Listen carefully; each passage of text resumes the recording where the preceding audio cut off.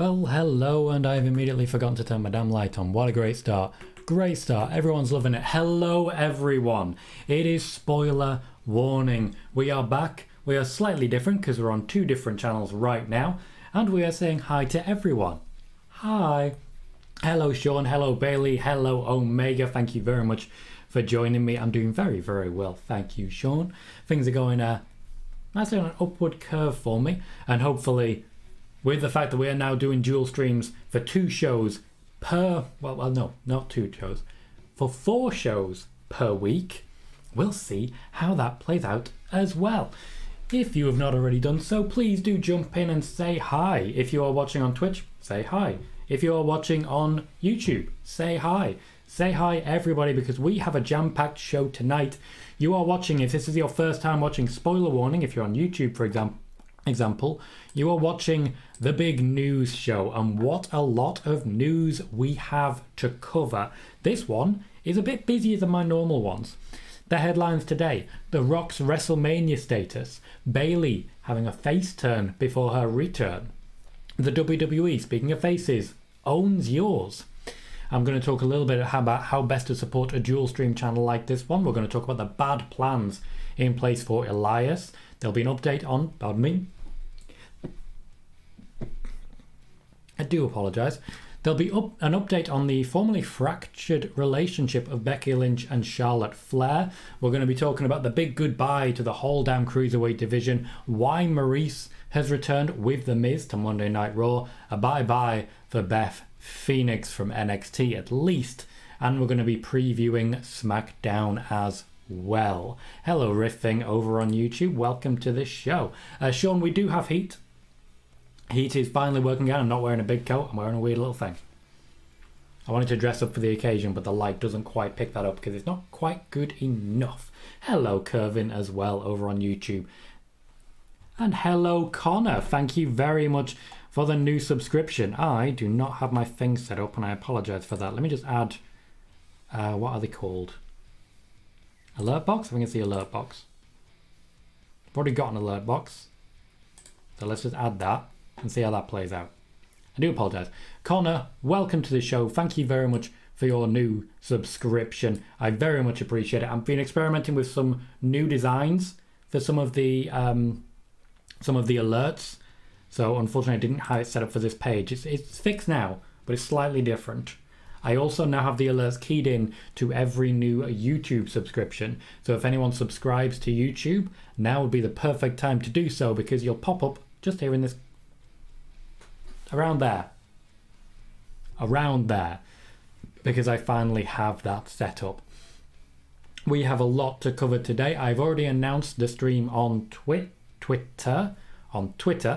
So if you're able to, please do jump over there. Any quote tweet of the show, or at least of the announcement tweet, will be retweeted, or the hope is that it'll be retweeted, depending on how much focus I have, because I've got a screen here covering this bit, a screen here covering this bit, and then later on I have a second screen here that I also have to cover. There's a lot at the moment, just a lot going on that I'm trying to keep up with at once, so I do apologise if I get a little bit distracted by some of it, but we are going to check and make sure there are no teething problems and no issues with that as we go, and hope for the best. A big thank you to everyone who has already clicked like on the YouTube video. That makes a big difference for me, and I very much appreciate it. Thank you, Connor, for also being in the YouTube chat.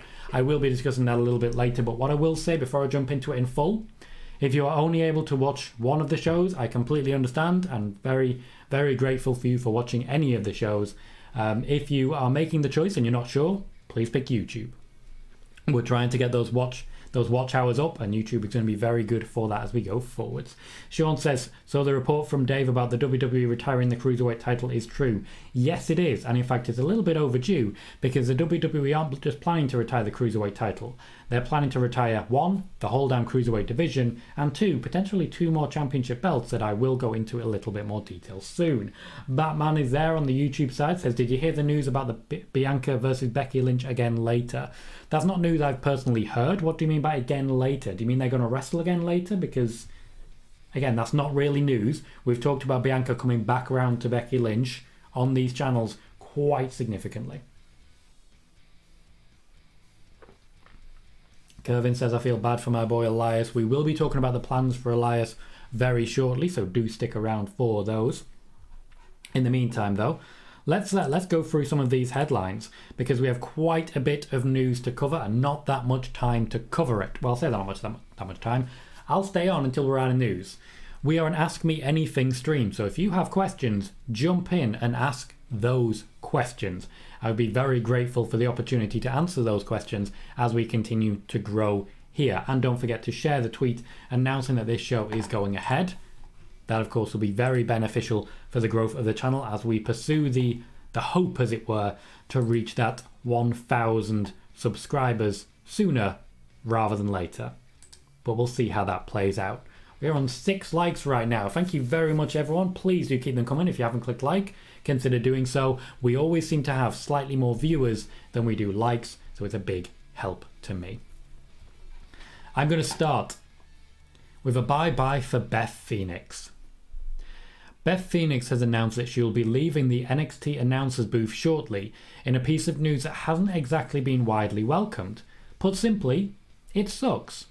She has been fantastic in this role, growing into it over time and becoming a powerful, unique voice that provided interesting analysis and just a general passion for the product. She will be very much missed from NXT. However, Beth Phoenix is not leaving the WWE.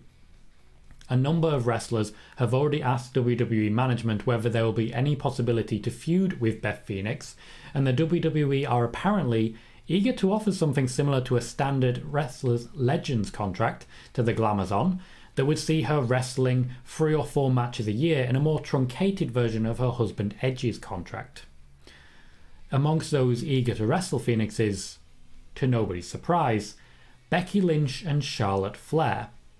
There are a number of others who are trying to make it happen though, including Liv Morgan and Shotzi Blackheart.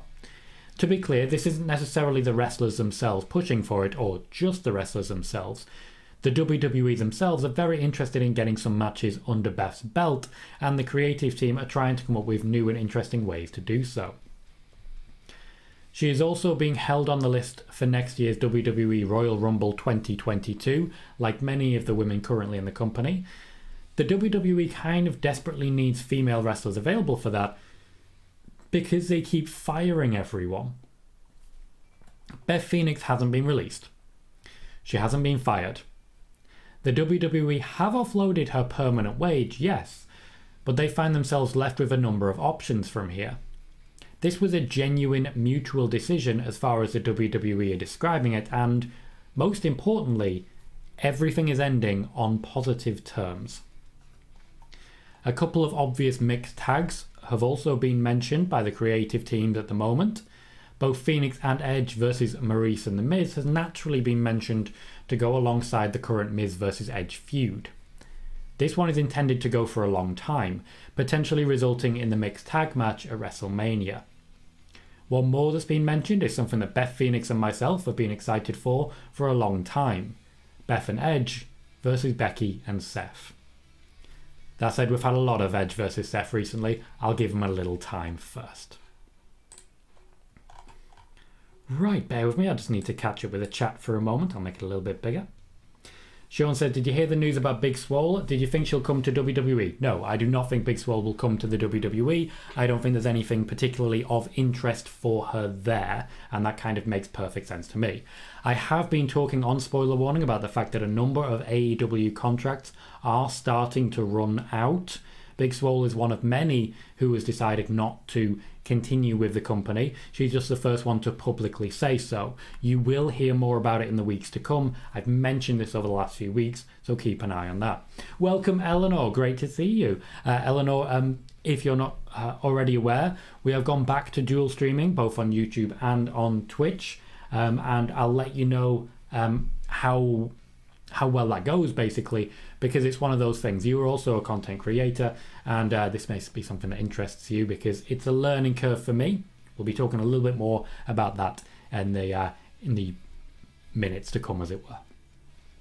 Noob says it looks like Elias is definitely getting released. Haven't heard that. Haven't heard that at all. We'll be talking about Elias very shortly. We are an Ask Me Anything stream, guys. We'll keep going with this stream until we eventually run out of questions. So if you have questions, please do jump in with them. Riff Thing says, here's the thing that most people don't understand. Always a great start to a sentence. WWE doesn't hire wrestlers to make them succeed. They hire wrestlers to be bodies in the background. Just a select few of wrestlers are chosen to succeed. That's not true. That is outright not true. Every hire that the WWE makes is with the intent of making them succeed. Because ultimately, if they succeed, they make the company money. The WWE hires people to make money off of them. They want them to succeed. It's just that not everyone can because someone's got to lose. They don't hire background wrestlers. Everyone they hire is with the intention of eventually trying to make money from them. Jay says, this debate is going on Twitter. Do you know who the most paid male and female superstar is? Yes, Brock Lesnar, Charlotte Flair. Billy says hello. Welcome, Billy. Great to see you, mate. Yes, Riff Nia Jax has essentially been replaced by Doudrop for one storyline. It's not quite the same thing. Elias has not been replaced by Rick Boog, so there are definitely some similarities. Bayley, welcome, says Beth Phoenix had a big role in elevating Indy Hartwell during the Index storyline, but truth be told, there seems less and less reason to watch NXT anymore. If you're not a fan of what they're doing in NXT at the minute, I kind of get it. They seem to be losing a lot of people that I was really quite invested in, and that's a real shame. If you're an NXT fan, I know Ed is, for example, and he's a regular here in the channel, this may be something that sort of drives you away, and that's a real shame. But we do the best we can with what we've got, and we hope for the best. Kervin says, why are the WWE using the release talent for storylines on Raw? I don't like it, but essentially they're doing it for a cheap pop. The word cheap is very key there. Eleanor says, this time on YouTube, welcome Eleanor, Fightful are reporting that Marina Shafir has been seen at an AEW Dark filming today. I've seen screenshots of that and seen pictures of it. Marina Shafir was indeed at an AEW Dark filming today for a, ostensibly for a tryout. For a tryout. I don't know whether she'll be necessarily hired, but AEW Dark is essentially the hiring platform for AEW going forward.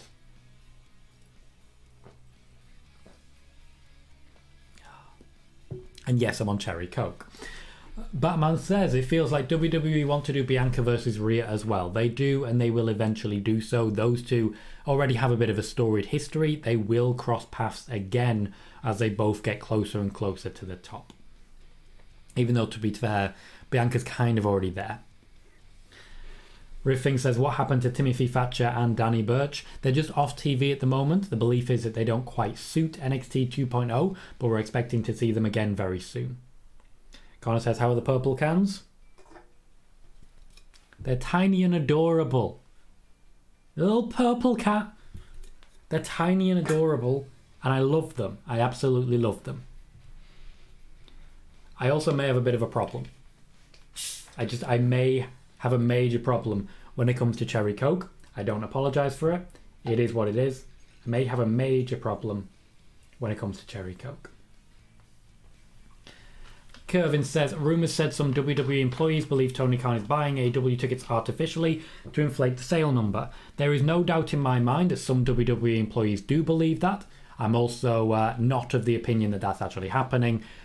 I do believe there is a bit of an issue when it comes to AEW tickets because a lot of them do go to scalpers. Like, there is a serious problem at the moment with AEW tickets and scalpers, but scalpers will jump on whatever's hot. That's not AEW's fault, but it is a problem that they are encountering. I don't believe for a moment Tony Khan is buying up tickets. Riffing says, and this is going to be a bit tongue-in-cheek for me, what can I say, guys? I've seen a tweet from Steve Carrier from Ringside News saying Elias was backstage a few weeks ago with no beard and cropped hair. To be blunt, I never quite believe anything from Steve Carrier of Ringside News. He's been proven wrong time and again.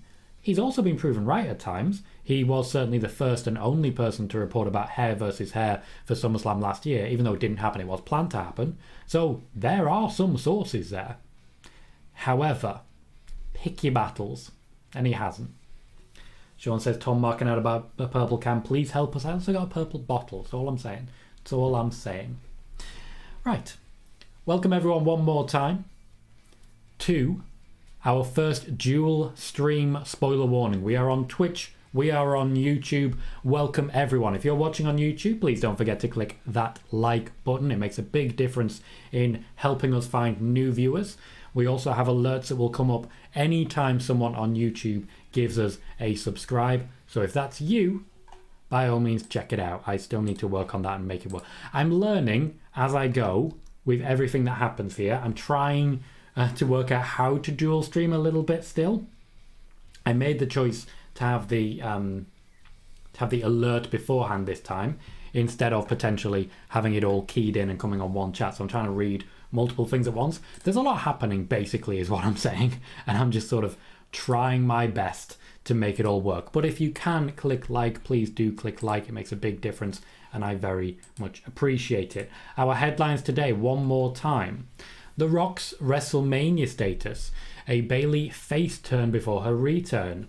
The WWE owns the rights to your face. I'm going to talk a little bit about the dual stream setup that we have here and how we can best support each other with it. Bad plans in place for Elias. We're going to give a little update on Becky Lynch and Charlotte Flair and their current relationship.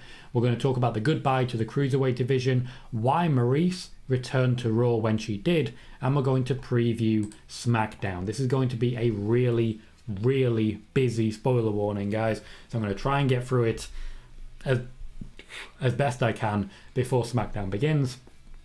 And don't forget, we will also be dual streaming the Smackdown watch party a little later on today. Riv Thing says, why do I have a feeling Vince and WWE are the bad guys in their war with AEW? Because the WWE has been a heel since Bret Hart left the company. So 24 years, the WWE have been intentionally the heel. You're supposed to think that. Batman says, do you think Bianca did good on Raw, on SmackDown, then NXT?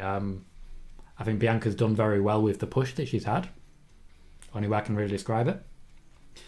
Marcus, welcome, says, WWE reminds me of WCW backstage. Which WCW? Which one? Because while, yes, there was only one WCW, there was a lot of different things going on there. Riff says, is Danhausen AW bound? Not yet. Not yet.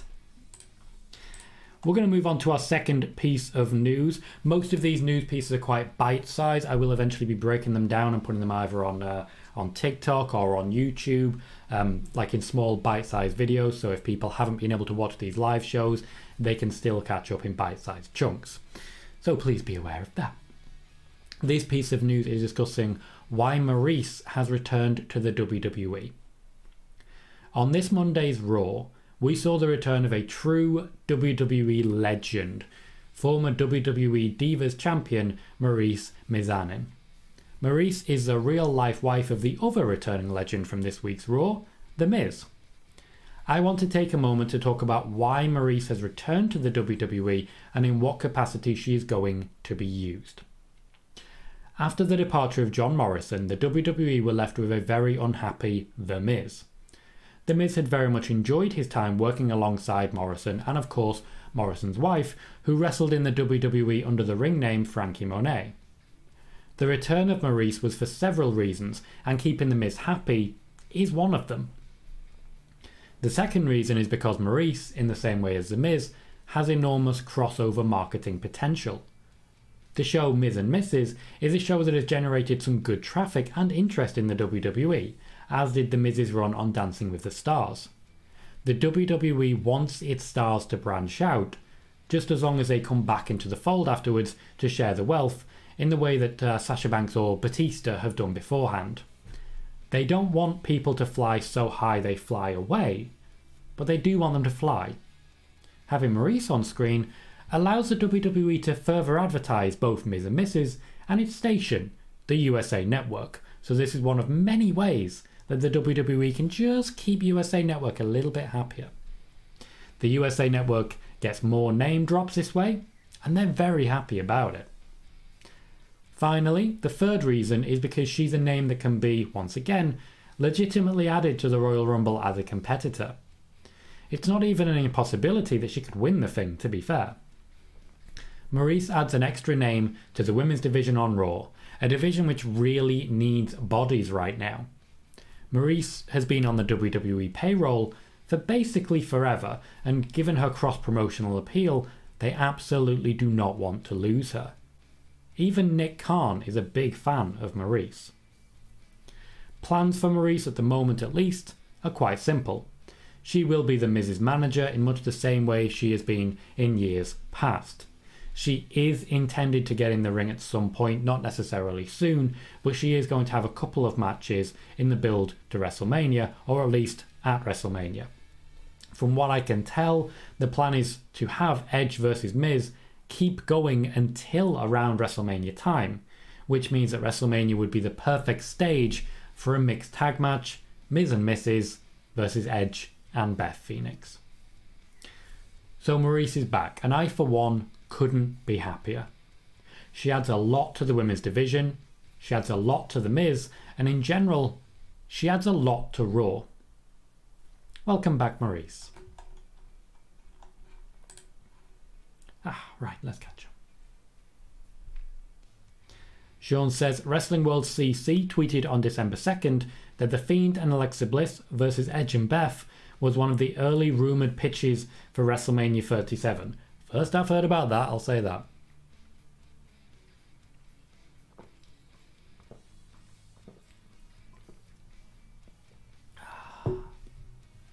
Though there were some definite plans to make changes. Some definite plans to make changes when it comes to that. A lot was shaken up by the fact that Edge was actively campaigning to win the Royal Rumble. A lot was shaken up. Riffing says, I don't like when people say that AEW signs too many wrestlers. When WWE did that years ago, nobody said anything. They did. They said a lot. WWE had 4 shows back then and AEW has 4 shows now. A lot of people said that when WWE was hoovering up all the best wrestlers, and in fact all the wrestlers. We all knew the moment would come when they'd have to start firing them. And here we are. AEW are doing it slightly differently in that they're not going to be renewing all of the contracts from the people they've been bringing in. Instead, we'll get more people like Big Swole who will quietly walk out the door. Marcus says Hogan times, but funny enough, WWE haven't a Hogan, but it feels like it. I disagree on that one. There are definitely some people who could be in the role of Hogan. Look at Brock Lesnar, for example. But Brock is very well sort of controlled and shepherded by Vince. Best way I can really describe it. Eleanor says, assuming Becky will retain against Liv next Monday on Raw, who does Becky face afterwards and at day 1? When it comes to day 1, there's a number of potential challenges. I suspect we're going to see a Becky Lynch versus Nikki Cross match sooner rather than later. I think Nikki Cross is someone that Becky Lynch is asking to work with. I've certainly heard that said. But I know that the WWE want to sort of quickly get to Becky Lynch versus Rhea Ripley. Plans for WrestleMania are basically at this point either Bayley, if she makes it, or Alexa Bliss. That's the most forward pitch, the favourite as it were in the marketing meetings and to be pitched. But Rhea Ripley is someone that they want to have encounter Becky Lynch sooner rather than later. Riffing says WWE still has more employees and talent than AEW. Khan family has more money than the McMahon family. Both of these things are true. I don't see the relevance though. Kervin says, I always compare Cody Rhodes and Brandy Rhodes to The Miz and Maryse. I do like that they have sort of the it couple feel on both sides. It's always good to have multiple things in the locker, as it were, and that's a perfect example of something that just sort of works. It just sort of works. Sean, I have retweeted your quote tweet of the show announcement tweet. Thank you very much for that. I very much appreciate it. If you haven't yet hit that quote tweet, please do consider it. I will be very grateful of the extra attention, as it were. Hey, the user, how are you doing? The user says, who do you think will be the first big name to leave AEW? I've mentioned Lance Archer a lot. I know he's not necessarily a big name anymore because he's very rarely been featured. But he's one that I think will be quite a soon leaver. Outside of that, when it comes to the big names, as it were, I'm really not sure anyone will. But it will happen eventually, I'm sure. It'll be a while. Sean says, can't believe next month will be AJ Styles' 6th anniversary in WWE. He's been absolutely fantastic in his time in the company. Styles quickly became one of my favourites. I didn't watch much of him in Impact because I didn't watch much of Impact. So it was great to see him in WWE. I saw him live beforehand at a PCW show locally when he wrestled the late Lionheart. Good times were had by all in that particular match. Very high quality. Riv says, why do many people want the 6-man ladder match for the IC title to become an annual match for WrestleMania? Because it's fun. Because it's just really fun. Jay really wants to see Beth and Edge versus Seth and Becky. It's gonna happen eventually. It's gonna happen. Batman says at the Rumble I can see Bianca coming out as 1 and Rhea 2. I mean, that's a bold prediction and a very early one. A very early one. And Kervin says, so Becky Lynch celebrates today 500 days. Is she the longest champion? I mean, the Raw Women's Championship has had people hold it for a long time. The perfect example, of course, is always going to be Charlotte Flair, who always seems to have the title in her possession. And Kevin says, I hope tonight SmackDown doesn't embarrass Tony Storm again. We'll see how that goes. Not a good showing last week. Week before. Week before? Last week? Last week. The user says, do you think Kevin Owens and Gargano will leave as their contracts are up soon? Yes. Riff thinks there's an AEW dream match I want to see is Hangman Page versus Darby Allin. It'll happen eventually, I am sure. As they keep building up both men. Let's talk Cruiserweight division. A little more news on this for you. There was a report this week from the Wrestling Observer stating that the WWE are considering removing the Cruiserweight Championship from contention. This is one of 3 championship belts that the WWE are currently considering removing, and that's a report and a bit of an exclusive from right here on the Tom Colohue channels. Subscribe if you want more of that. Yes, the other 2 are the Women's Tag Team Championships. The end of the Cruiserweight Championship has been under consideration for a number of months now, particularly since 205 Live's entire roster was essentially released, rebuilt, and then fired all over again.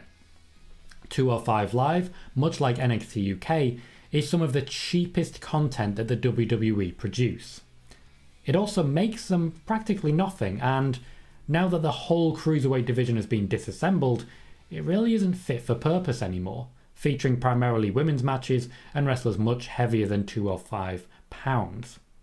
Roderick Strong is the current champion and he hasn't really done all that much with it, though he does kind of fit the Cruiserweight mould. With this in mind, the destruction of the Cruiserweight Championship has been a death by 1,000 cuts situation. The plan for a while has been to quietly phase out the title, but there's also every possibility that the guy holding it will be released with it still on him. We'll have to wait and see how that plays out, but at this point, I don't think there's going to be any members of the Undisputed Era left very, very soon. A question for you though. Will you actually miss the Cruiserweight Championship? There have been some good champions over the years, don't get me wrong, not least the impressive runs of Santos Escobar and, way back when, Neville. It's also been responsible for some very dark WWE times. Do you remember when Enzo Amore main evented WWE Raw by just ripping into the entire division? How many people have been buried in pursuit of that championship? We will shortly be losing the championship, but more than that, we've already lost the division. If there is nobody there to fight for a belt, what's the point of having it? And yes, as I've mentioned, the other 2 championship belts are both of the Women's Tag Team Championships. As I've said, if there is nobody there to fight for a belt, what's the point in having it?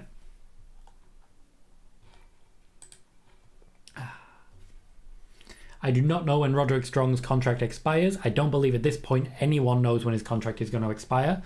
I don't think it's necessarily soon, but I also don't think it's necessarily far either. The user, I don't know what you mean by allowed, I'm freelance. I can say whatever the hell I want. Riffing says, I think that Keith Lee is a great fit for AEW. AEW loves to sign guys like him. I'm not sure I agree with that one. AEW has a very, very wide range of different wrestlers working for them. Sean says, do you see Roderick retaining against Joe Gacy? Kind of yes, kind of no. I think at the moment I would say yes, he's probably going to keep it. But Joe Gacy's a future, man. Joe Gacy's a future. War Games is going to be very much a changing of the guard, even if all the old guard win. Noob says, I would definitely miss the Cruiserweight title. Fair enough. It's been responsible for some very good matches over the years. I miss when Neville was a champion, he was just putting on great matches, one per pay-per-view. Connor says, I'll miss some of the class matches the Cruiserweight title has brought us, but not the title itself. It's also quite an attractive and appealing title though, isn't it? I don't think that gets mentioned enough. It's actually quite an appealing title physically. Riffing says, will WWE stick Breakker, Waller, Angelo, Hayes and Williams together after War Games? No. Ed, welcome to the show, says, spoil those warnings. We are spoiling those warnings. Kelvin says, no more Cruiserweight champion. What's going to happen at 205 Live? Well, it's either going to get shut down or, more likely, they're going to abandon it, rename it, and it's just going to be a developmental for developmental. NXT Evolve, eat your heart out. This is why we don't have NXT Evolve, by the way. What would they do with 205?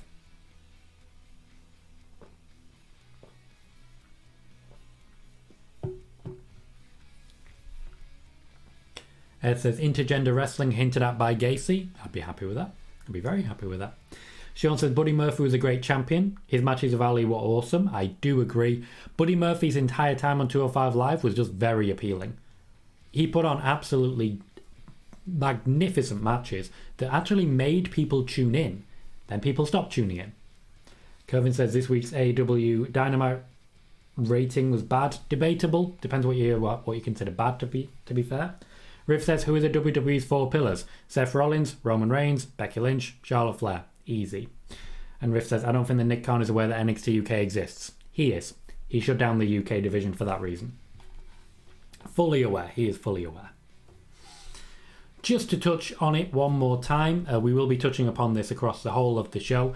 We are currently dual streaming for the first time with Spoiler Warning. This is our new show. We are on both Twitch and YouTube. If you are available and able to watch on YouTube, please do consider doing so. If you have to choose one or the other, I would personally prefer YouTube. If you can have both up, just mute one. By all means do that, and I'd be very appreciative of it. Pardon me. If you're able to, please click like on the video on YouTube as well. That makes a big difference to the algorithm. That helps me find, more viewers. And of course, the more viewers I have, the more subscribers I may get, the more likes I may get. And before you know it, I'm snowballing to a point where I'm making a living. I would love to be able to make a living doing this. Twitch has been very good to me. YouTube also has the potential to be very rewarding as well. Hence why we are now expanding in this manner. So anyone, even if you just pop over, click like and then leave, I would very much appreciate it.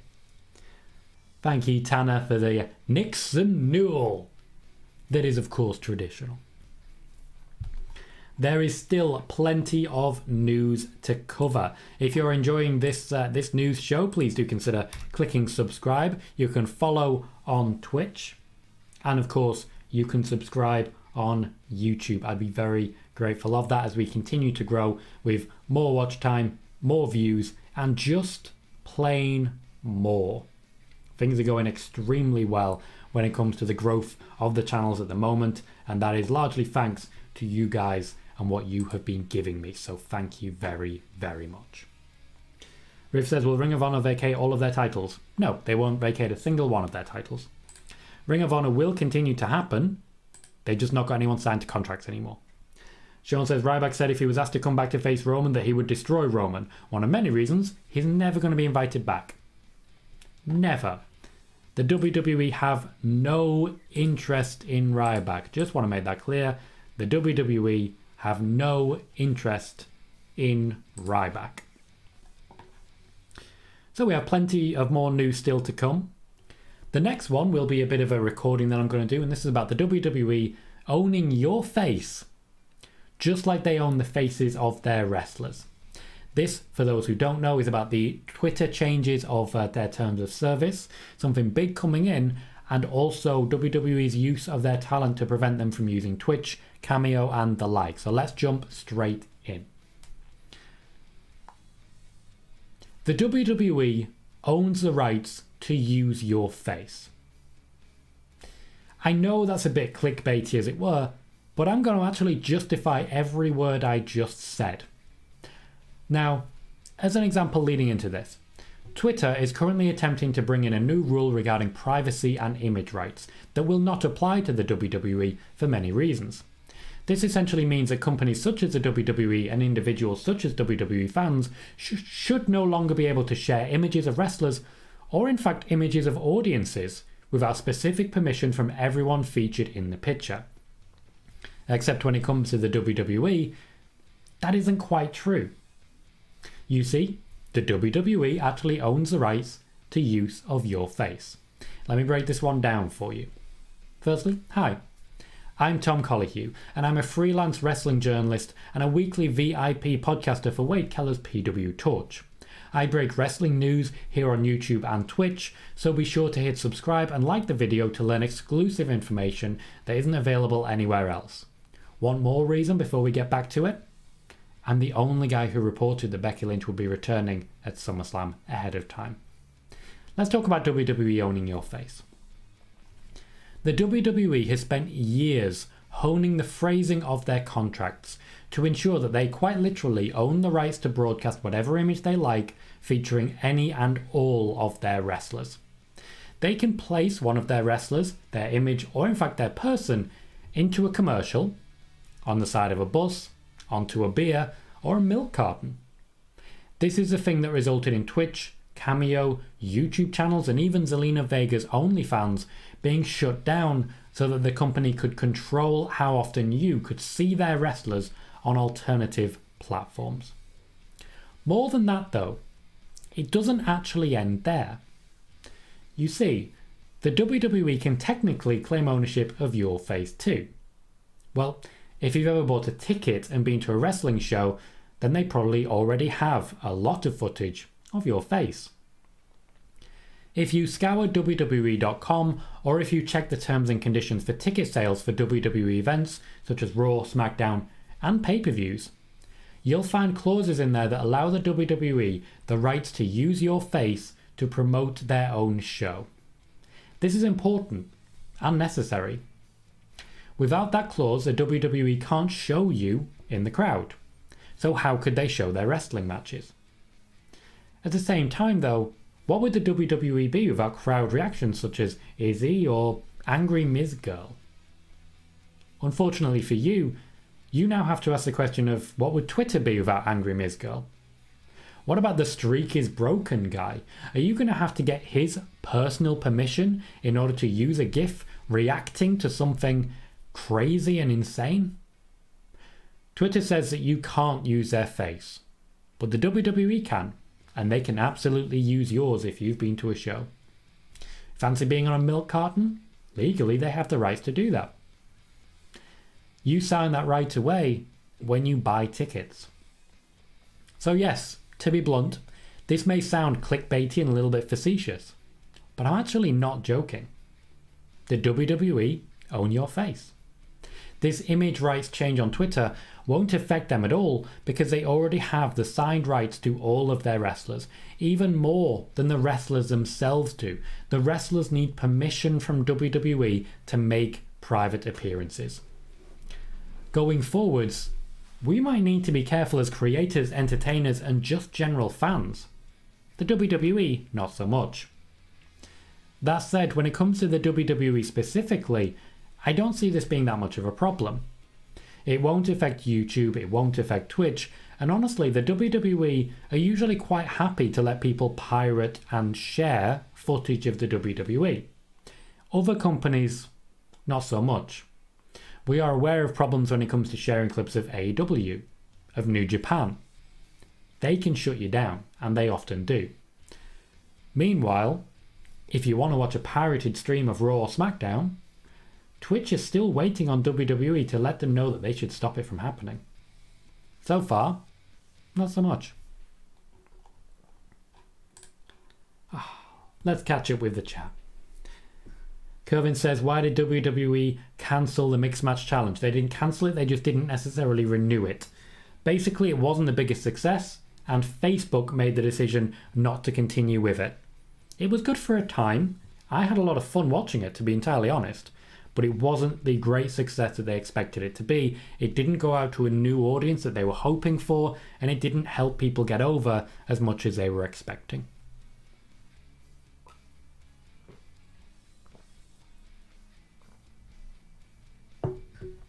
Ed says War Games Watch Party, and yes, let's plug. Here on YouTube, and in fact on Twitch as well, so here on Twitch, we will be hosting a watch party for War Games this coming Sunday. Myself and Ed Fries will be appearing right here on this channel, and you can join us to watch as well. Of course, we will also be hosting a Smackdown watch party, just myself, later on tonight, so be sure to tune in for that. Riffing says, why do some people think that WWE is not as popular as the other sports? Because WWE is not as popular as the other sports. Ratings for other sports? Much, much higher. Buzzy says, hello, welcome Buzzy, great to see you, mate. Devon is here, welcome, saying, any Sasha Banks news? No, there is Becky Lynch and Charlotte Flair. In fact, let me go over my headlines. So we have news on The Rock's WrestleMania status, a Bayley face turn before her return. We've just discussed the WWE owning your face. We're going to talk a little bit about my plans going forwards with these dual streams and how you can support best. We're going to discuss bad plans for Elias, a Becky Lynch and Charlotte Flair update, and we still have a Smackdown preview coming. So there's still quite a bit of news to discuss. Stay tuned and check us out. So next, I want to have this discussion about dual streams, my plans going forwards, and how you guys can help if you would like to. At the moment, I'm en route to 1,000 subscribers and 4,000 watch hours, which would mean that I can officially monetize on YouTube.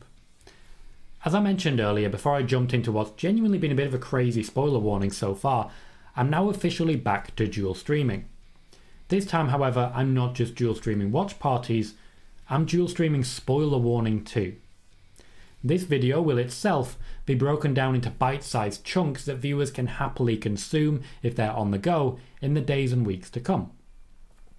You can expect at least 4 shows a week live on this YouTube channel and a little extra on Twitch because I will still be streaming gaming content over there. I'm still at this moment considering, for example, on Tuesdays we do on Twitch Football Manager. I'm still considering setting up a YouTube channel for that, having now tested the dual stream system. That is certainly something I will be able to do going forwards, so I'm certainly considering it. At the moment when it comes to gaming, it is just Football Manager, but hey, I'm on a mission to become full-time, so watch this space. The changes that I'm making for these streams, as infuriating as some of them may be, are with a view to getting to that point where I can be full-time. And I want to thank all of you for helping and supporting me and my individual growth to make that happen. There is still a lot for me to learn. For example, I only realized I could have created a waiting room on YouTube an hour ago. Actually, no, slightly more, an hour and a half ago. But I'll still be streaming. Nope. But we're doing the best we can. And as always, I'll be learning as I go. I sort of jumped into this blind way back when, and I'm just doing the best I can. However, going live on both Twitch and YouTube gives you some really easy options to support me. Obviously, a follow, a subscribe, a like, cheering with bits, and making donations will be a big help to me, and I will always be grateful for those.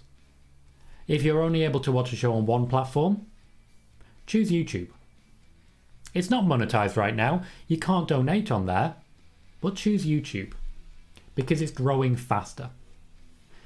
Any streamer is much easier to discover on YouTube than on Twitch. So the watch time and the likes are far more valuable on YouTube than on Twitch. I'm also already 3/4 of the way to monetization, and it's easier to get over the edge. If you can have both open and mute one, also very helpful, and I'd be very appreciative of it. Lately also, we've had amazing levels of engagement in terms of likes, comments, and views. I want to say a huge thank you, and as we embark on a new adventure, thank you as always for sticking with me and helping me to grow. When I say every little helps, I really do mean it. And you guys have really given me a lot. With these streams going forwards, my hope is that that subscriber number, currently sitting at 762, will tick up and tick up and tick up. But we'll see how that goes and I'll be grateful just to be putting on great shows that you guys will hopefully be enjoying. So let me know if you're enjoying the show so far. Let me catch up.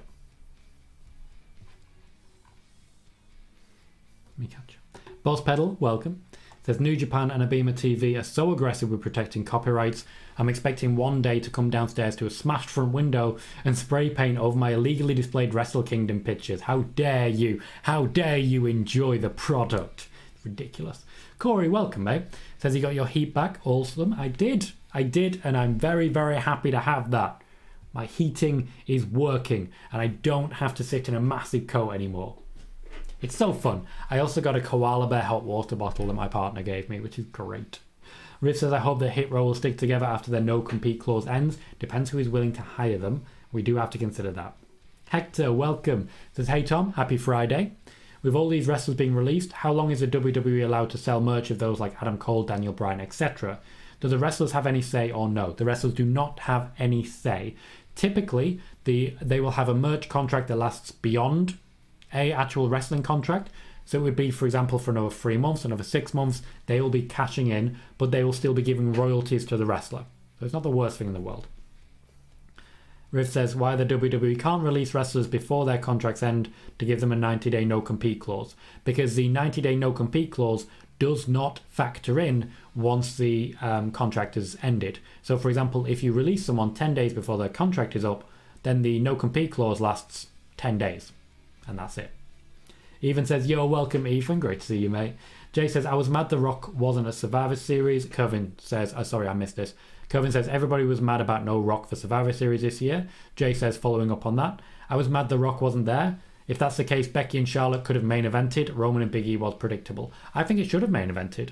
I very much think Charlotte versus Becky should have main evented Survivor Series. Didn't quite happen. What can I say? Moxie says, you deserve it, Tom. You're a good man with a bright future. Thank you, Moxie. I do appreciate that.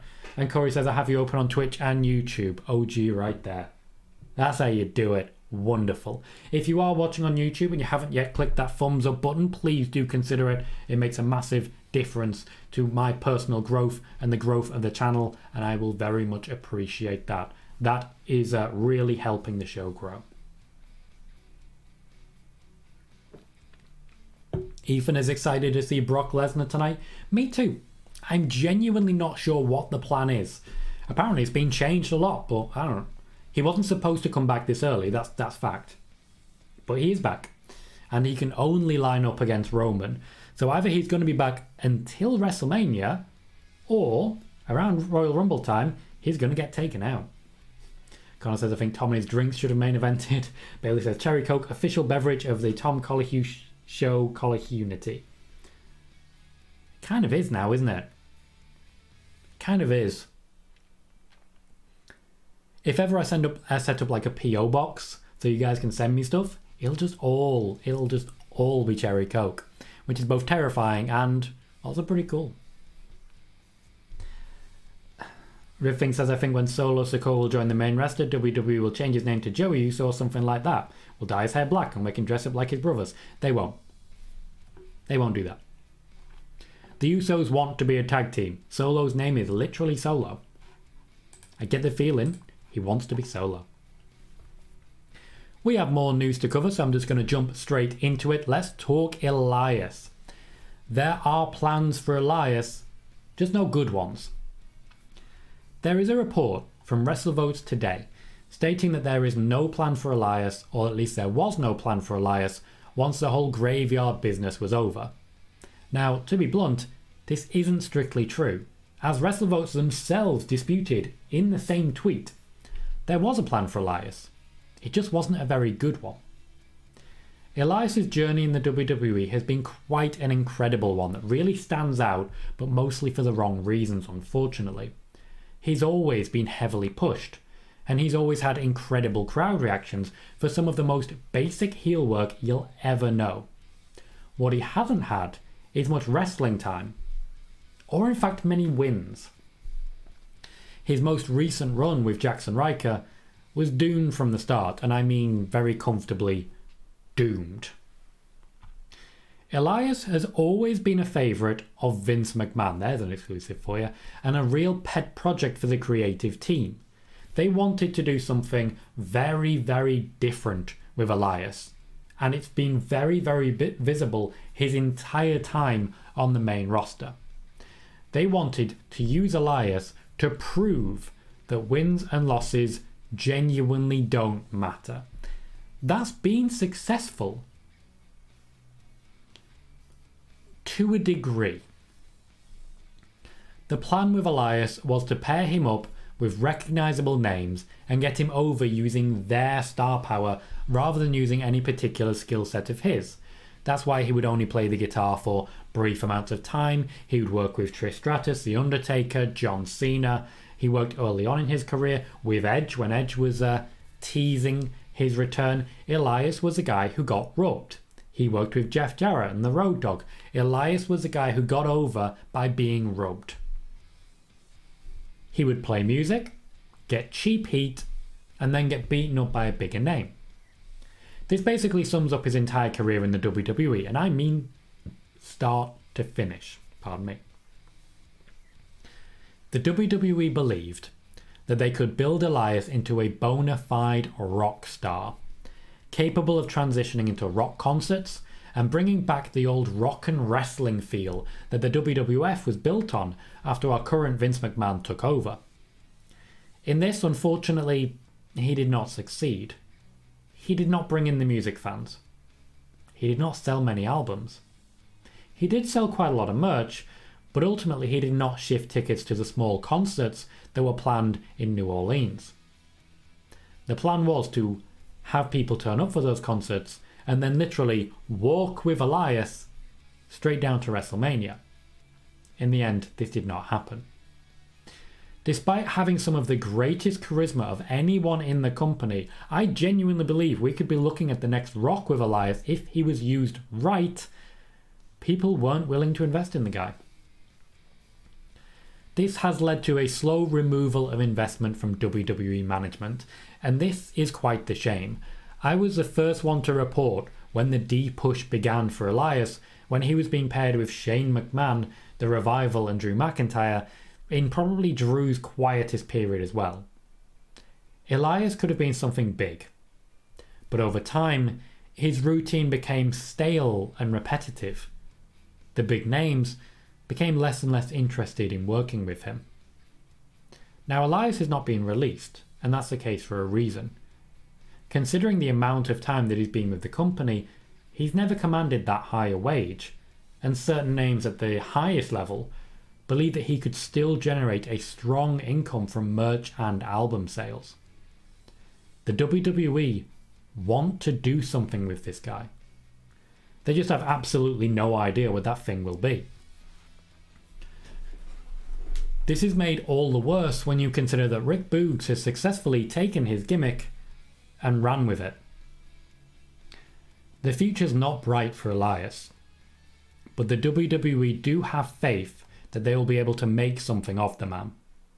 That's the main reason he's still with the company, and that's the main reason there's a lot of pitches, but as you've heard many times on the Tom Colohue channels, a lot of bad pitches rather than anything interesting.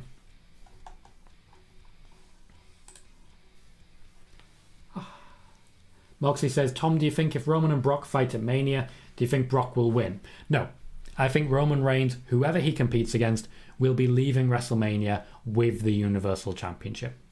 I can see it lasting until until May, June time, so a little bit after WrestleMania, before SummerSlam, but not at a big pay-per-view. I think they'll do something big for someone. Hector says, did you see WWE pulled the clips on YouTube of those promos making light of recent releases? Maybe not do the promos to start with. I agree. I really agree on that one. Now, here's a fun thing. I did tweet about those promos, saying that Edge was going to get a talking to when he got backstage. Liv Morgan also bit of a talking to. Because I tweeted that and didn't make it clear that I was referring to talking about the releases, a whole lot of people thought I was referring to the AEW jab. WWE doesn't care enough about AEW to care about the jab, but they did care about the releases. They didn't want the WWE to get the negative press of being shown to openly take the piss out of people that they had fired. They wanted to protect themselves. Edge got in trouble. But he only got in as much trouble as Edge can get because ultimately he's Edge. Liv Morgan got in worse trouble. Kervin says, I remember Elias and Kevin Owens segment on Raw was fantastic.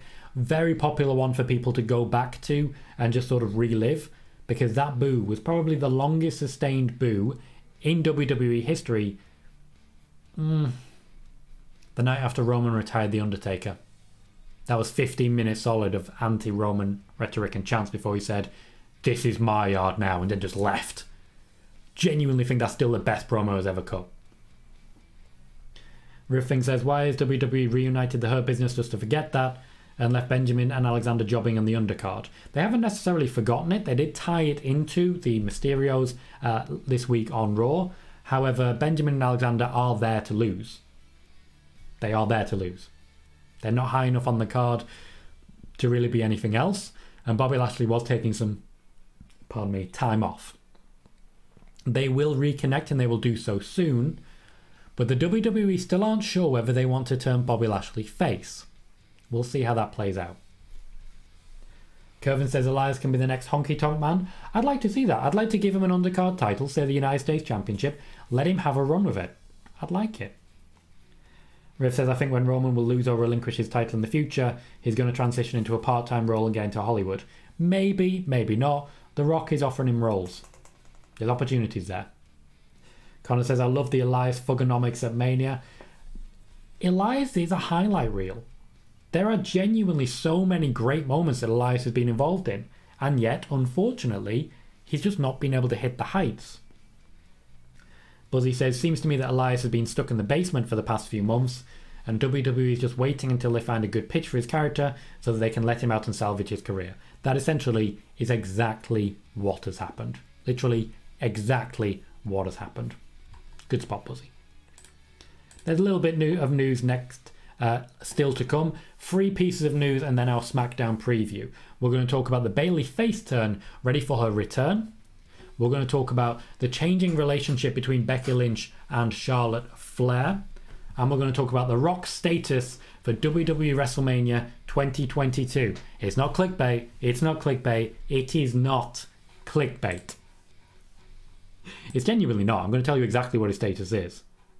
Exactly what it is. I'm going to retweet my tweet announcing spoiler warning today. If you haven't already and you have considered it, please do consider jumping in and giving me a quote tweet for that. I would very much appreciate it. In fact, let's leave that there. Riv said, should Bayley win the Royal Rumble and main event at WrestleMania in the day 1 or 2 against Becky?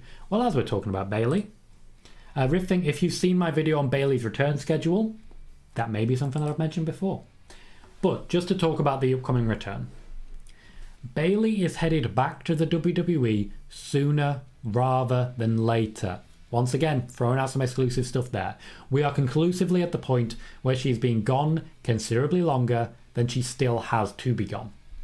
Whether the Royal Rumble is a realistic timescale is still up for debate, but from the footage we're seeing, she's going to be back sooner than expected.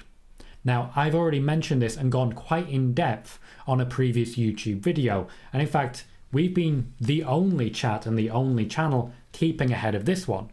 And for some reason, while we've been the only place where we've been talking about Bayley returning and winning the Royal Rumble, Bayley has become the favourite to win the Royal Rumble. So either I'm right, or a lot more people watch these shows than I realise. In the meantime, building up for it, Bayley's face turn, I do get those confused, just by names. Bayley's face turn has also already started. She's taking the role model shtick and taking away the negative connotations, to the point where she's just going to be a nice positive role model. Her most recent interview was not conducted as a heel, it was conducted as Pam. She is a role model. Genuinely. This is a WWE intentionally setting the stage for what's to come. A solid face run from a returning big game player. If Bayley is fit, the WWE are seriously considering having Bayley return in the Royal Rumble, win the Royal Rumble, She would be protected for the weeks and months to come, very rarely, if at all, wrestling. And then at WrestleMania, she would be likely the night one main event against Becky Lynch. There are many backup options, including, of course, the option of Alexa Bliss if Bayley is unavailable. Now this means, regardless of when Bayley retires, there are big plans in the offing, though there are a number of reserve options if she doesn't manage to make it back in time for what the WWE are hoping for. The WWE are expecting a positive reaction upon her return, and man are they going to get one. I'll be one of those screaming at the top of my lungs, I can promise you that. So if she does return for the Royal Rumble, you better be watching the watch party, I tell you that. And if you'd like to watch that watch party, remember to hit subscribe and like this video if you can as well. Hopefully, everyone jumping in the chat, we'll be seeing plenty more of you, including for the Raw watch party a little bit later. And hopefully anyone who is just dropping in is enjoying the chat and the channel enough that they decide to stick around at some point in future for more spoiler warning. You will be getting spoiler warning twice a week, Mondays and Fridays. You'll be getting Raw and Smackdown watch parties right here live on the Tom Colohue Twitch and the Tom Colohue YouTube. Don't miss a chance to hit subscribe and don't miss a chance to hit that notification bell. Let's catch you. Moxie says, I think Roman has 3 or 4 more World Championship runs left. I think he'll pick up a few more wins along the way, certainly. I can see him being the champion again. However, I think this is the... Thank you, Ed. We are watching SmackDown tonight, not Raw. Thank you. I think this is the definitive championship run of Roman Reigns' career. I know that may sound bold, and it is, but I do think this is the definitive championship run of Roman Reigns' career. Riffing says, I think I've realised that WWE releases wrestlers, they are not sure if they're heels or baby faces. No, they release wrestlers that they're not sure what their character and personality is, so they can't really push them. Sean says, who could face Becky at WrestleMania if Bayley and Alexa aren't available? Alexa will be available either way by around Royal Rumble time. Bayley, maybe not, but they do have backup options. I've mentioned, for example, Beth Phoenix a little bit earlier. Noob says, Asuka, Bayley and Alexa Bliss better return to the Royal Rumble. That is the plan. They will return by or at the Royal Rumble unless Bayley is not fit enough to do so at that time, at which point she'll come in a little bit later. Kevin says, for me, Becky babyface and Bayley heel makes sense. It's actually, by sounds of it, going to be the other way. It's going to be the other way. And yes, thank you, Ed, for reminding me there. I do appreciate it. Right, we have 2 pieces of news left to cover, and then we will preview SmackDown. It's been a really good show for actual viewership as well. Twitch has had a lot of people watching, and I do very much appreciate all of you over on Twitch. And of course, YouTube has been fairly jam-packed as well. A very high average watch time currently rolling through.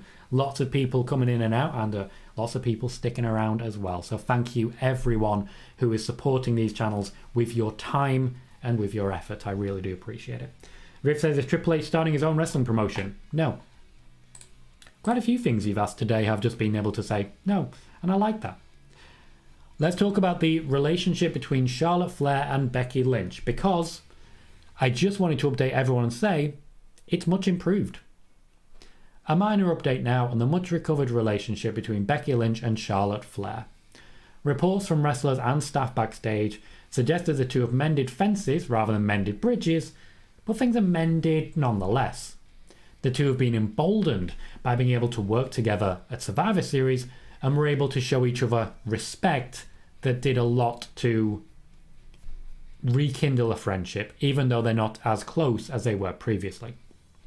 That said, at this point, they have now very much gone their own separate ways, which seems to be the most effective way to keep a friendship going. Also, after reports that nobody had Charlotte's back, there were a number of women in the WWE who came forwards in support of Charlotte Flair, vouching for her and encouraging her in the build-up to Survivor Series. Most of those admittedly were on SmackDown, but there was one very prominent voice in Charlotte's corner on Raw as well. I'll let you guess, but I won't be confirming. I know this isn't a huge update, but I think it's important to know, after a rough few weeks for both women, that things are a lot better now than they were. The WWE do not believe that Charlotte intends to leave the company, and for most of us, we never really believed she was going to go on strike or anything like that anyway. Moxie says, I think that if there is no Bayley, then Shayna for the Rumble and Alexa for the Elimination Chamber. I like that. I would very much like to see Shayna winning a Rumble. Unfortunately, I just don't see it happening at this point. I think the WWE, with the brand split and the draft, with that they basically just sort of gave up on her, which is annoying. But there's also the possibility, just for everyone to be clear, there's also the possibility that Naomi would be winning the Royal Rumble and would be facing off against either Shayna Baszler or a Sonya Deville at WrestleMania. I wouldn't mind that. Riff Thing says, what happened with Mace? He got drafted and now they're waiting for something to do with him. All I know. Hector says, I missed Monday, spoiler warning, but have you heard any news on Adam Scherr? It's been quiet on that front, which is odd. Adam Scherr, or formerly Braun Strowman, has been waiting for Bray Wyatt in order to make his official return. He is currently still trying to get bookings, but he is asking for too much money. So people are essentially just waiting. He, I should say, is waiting for the right offer. I don't necessarily think that right offer is going to come.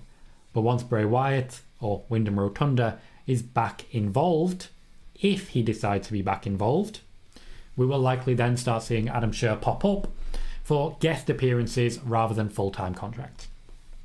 And Riffing says, should WWE send Gable Steveson to NXT to prepare him for the main roster? No. He's already been drafted. No point. Look at Dominic Mysterio. As long as they have active coaches, they'll go straight up. And Gable Steveson, he skipped it. He needs to be on Raw anyway for the Gable off. It's going to be a Gable off. Finally, we get to the big news. The big one.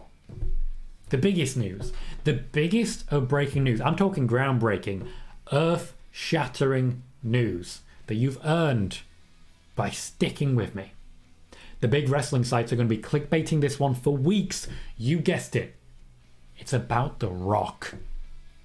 And it's about WrestleMania. What is it, you ask? Well, I know you've been waiting. I know you've been hoping. I know there's already people calling me out for being a monster and a tease, and you are right. So here we go. The Rock is not currently booked to wrestle at WrestleMania. Told you it was big. And that is the update on The Rock. I've seen so many people on Twitter talking about, oh, The Rock's going to be here doing this, The Rock's going to be here doing that. I asked for an update, and what I was told is, The Rock is not currently booked to wrestle at WrestleMania. Now, I know that's not a huge surprise to everyone. Connor, right there. Perfect example. I know it's not a huge surprise to anyone. That was a hope, Moxie. I just wanted to make people laugh. I try to be entertaining. But with this in mind, and the fact that The Rock is not currently booked to wrestle, as it were, I know it's not a big surprise to anyone, but it's still worth mentioning, because the amount of people who are placing bets, you've got to be careful with your money. Now, don't get me wrong. When I say this isn't a huge update, it's because it could very much change. That's a bit big. Thank you very much for the follow, John George. I'm just going to shrink the hell out of that. That's wrong. That was the wrong thing. That one. You better. I'm just going to shrink the hell out of that because that took up basically my whole damn screen. But that's the new design, guys. I like it. I quite like it. Thank you very much for the follow, John George. You'll get spoiler warning and Raw and SmackDown watch parties every single week. Welcome to the show.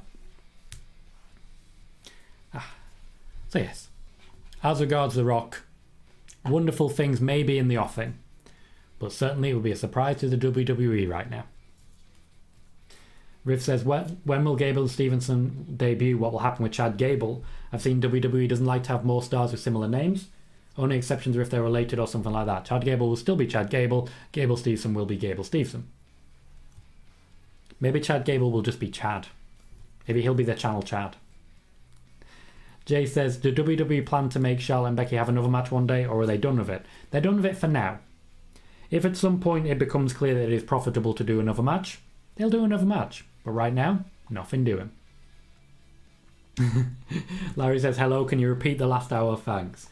Unfortunately not. Unfortunately, I cannot. Oh, but you can always watch back afterwards. So thank you very kindly. That was a nice thing to say. John George introduces by saying The Undertaker equals the GOAT. And honestly, I kind of agree. The Undertaker was the last true immortal for me. I genuinely cried when he was retired at WrestleMania 33. Then he came back, and I wish he hadn't. Kervin, it was a mix of both. Becky Lynch was both in character and also not in character when it came to Survivor Series. A mix of both. Sean says, great design. Thank you, Sean. I am looking at a lot of potential different designs that we can explore. Some of them are quite taxing on the old system. So they'll be when I get a graphics card for the PC. But in the meantime, things are going pretty good. So I'll experiment with a few different things and we'll see how they play out. That is linked to the Twitch, not currently linked to the YouTube, though it may be linked to the YouTube in future. Hi Jermaine, thank you very much for that, I appreciate it. Kervin says WWE are postponing live events in Canada in 2022. Yeah, the Omicron, basically. They're being careful. John says, thank you. Thoughts of Brock returning to SmackDown tonight? I will be. My very next topic will be a SmackDown preview, so I'll just catch up with the chat and then I'll let you know. Riff says, I think the reason... Oh, it's raining and there's a leak coming through. Riff said, I think the reason why WWE changed the name of Dominic Dijakovic to T-Bar is because WWE doesn't want to have two Dominics. Dominic Mysterio. It was that and the Big Mask. Big Mask. Moxie says, I see Drew beating Reigns at Mania. What about you? Not WrestleMania. A bit too early for me for WrestleMania. But I do see him taking the championship from Roman. John says, where are you from? I'm from Blackpool, mate. Blackpool, UK. And Michael is here saying, hi, Tom. Welcome, Michael. Great to see you, mate. Great to see you. Just before I go into the SmackDown preview, which will be our last piece today, please be aware that we are now dual streaming. We are on both Twitch and YouTube. If you are watching on YouTube, please do consider leaving a like on the video and subscribe if you haven't already.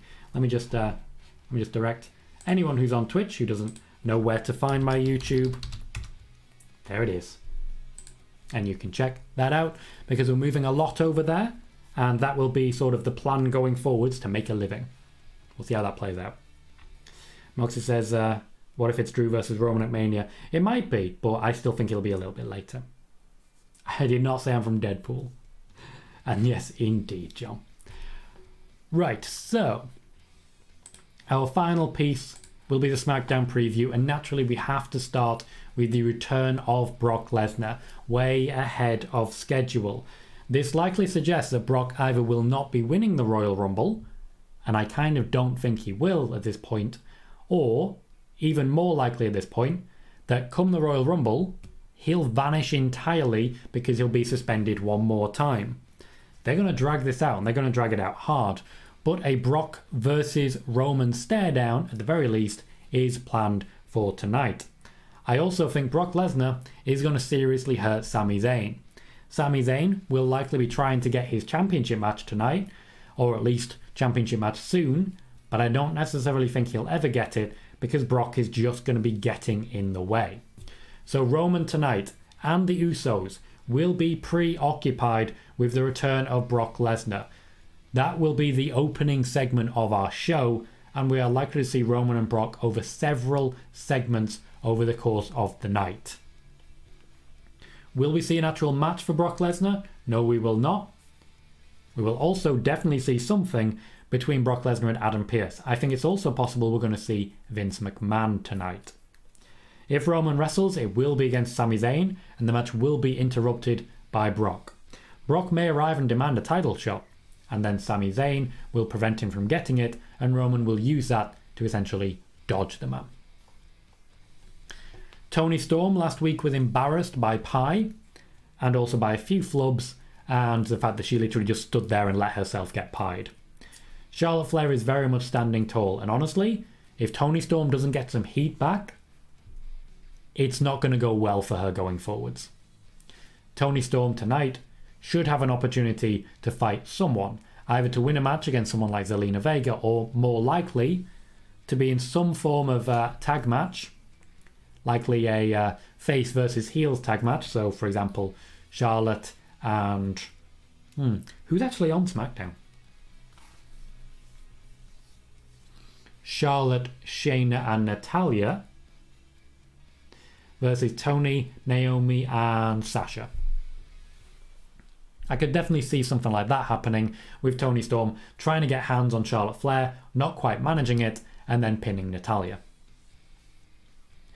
Shinsuke Nakamura has been wrestling in a tag team feud with Rick Boogs, taking on Los Lotharios.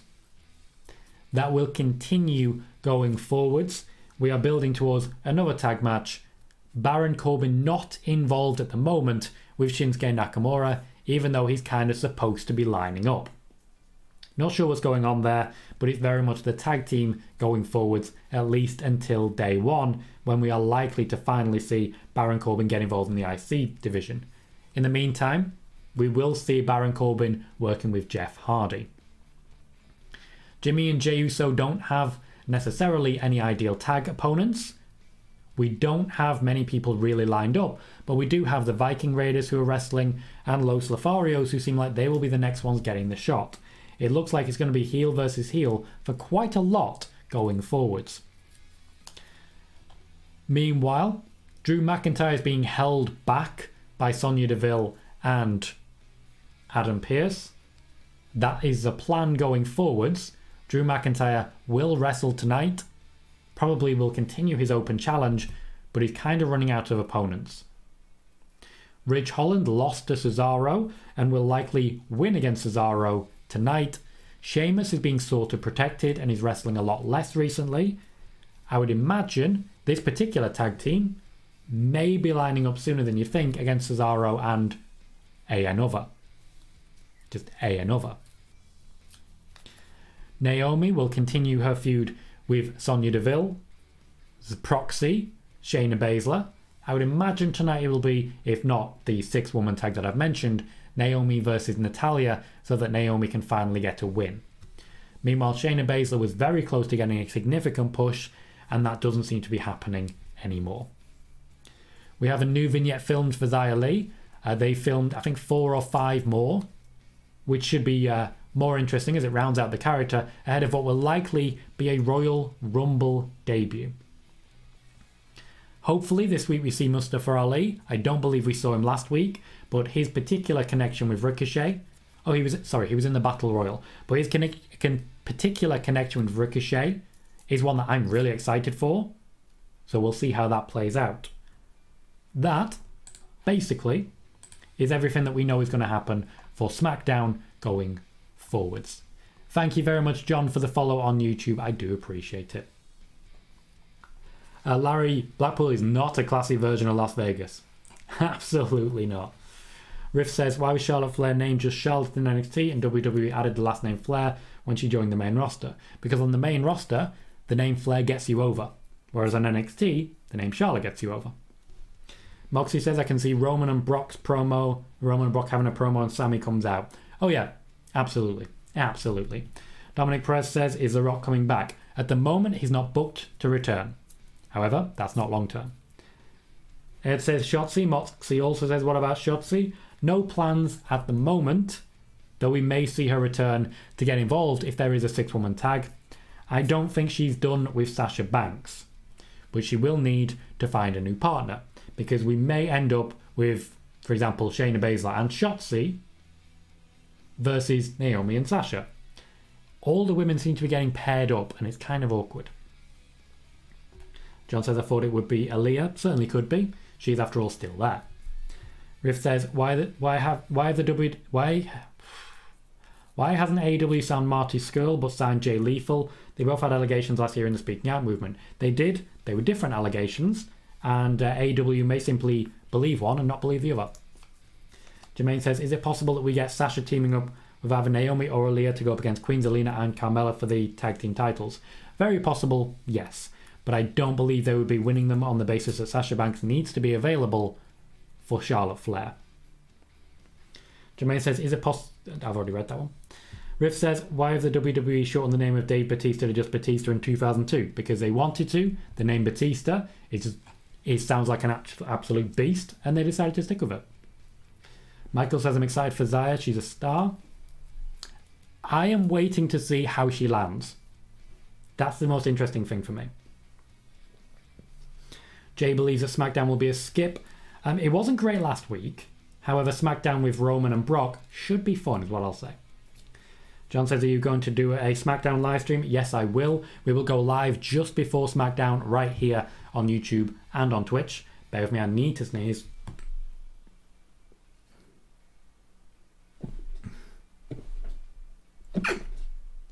Ugh. My apologies, guys. So yes, we will be doing SmackDown and Raw watch parties on both sides. Riff says, is Shane McMahon done with the WWE? No. Michael says, can't say I'm too optimistic about our future of creative. They've messed up too many things. Yeah, creative have not really earned our respect recently. That's all I'll say. They've not really earned that. Moxley says, I think Roman and Sammy next week, but Brock makes the match not happen. Then Sammy versus Roman at day one. Could happen. I would like that. I like that. Jay says, what's been going on with Ric Flair? Every time I see his name, he's saying something crazy. Ric Flair is intentionally saying crazy things to stay in the public eye so that people will sign up to his podcast. That's it. Kervin says, Roman Reigns versus Sammy is a never-seen-before fresh match. It's exciting. It's genuinely exciting. No, John, I will not be doing a Rampage live stream. Because we're in the UK, SmackDown finishes at 3 a.m. I just want to go to bed at that point. I just want to go to bed. If I ever get to a point of being full-time, then you'll see me covering a lot more AEW. Riv says, was Paul Heyman a fan of Batista back in the day? Yes, to the point that Paul Heyman was trying to get Batista on ECW.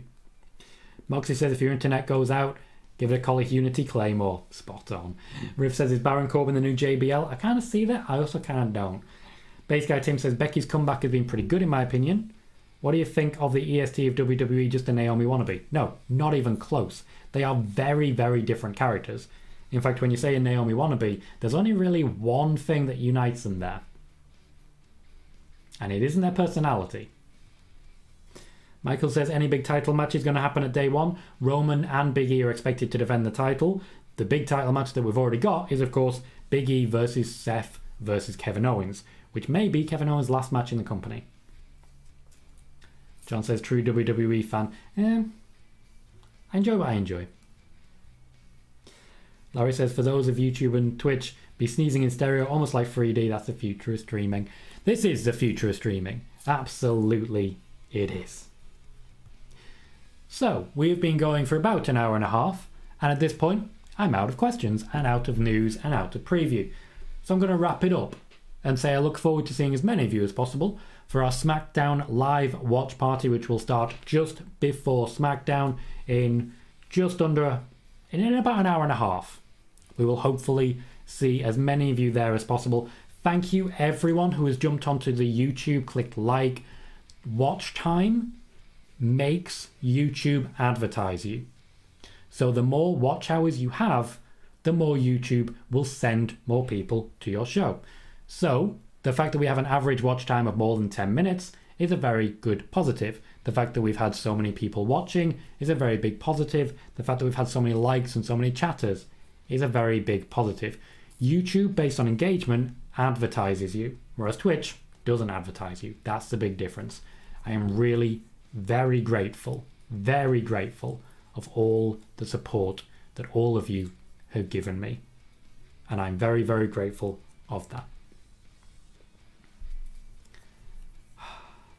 In the meantime, this has been a very successful first live stream.